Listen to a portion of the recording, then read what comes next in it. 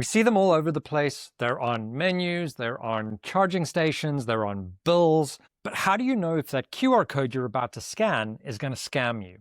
Welcome to SafeSec Sunday, where I take you through quick and easy methods that you can use to protect yourself both online and offline.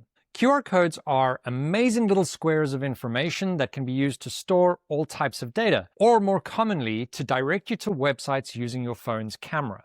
Now, they're very useful, and QR codes themselves are not bad, but they've been used for nefarious purposes. They are surprisingly easy to make, and scammers out there have cottoned onto this and they replace legitimate QR codes with their own. These fraudulent codes basically work like a phishing attack and will take you to a legit looking website that actually then steals your information or your payment details or whatever you would be inputting.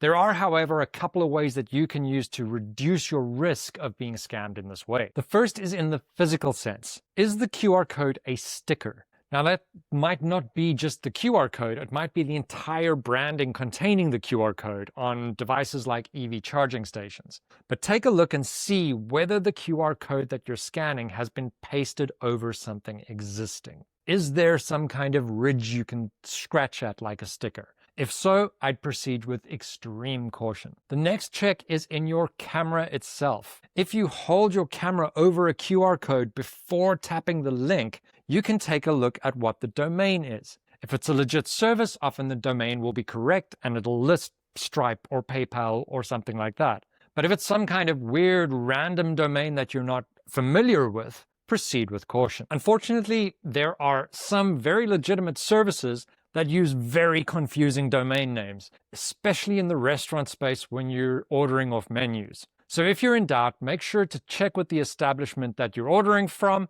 And if you're like my partner and I and you prefer to go old school, ask them for some physical menus. Chances are they've got some stashed away somewhere. Till next time, keep asking questions.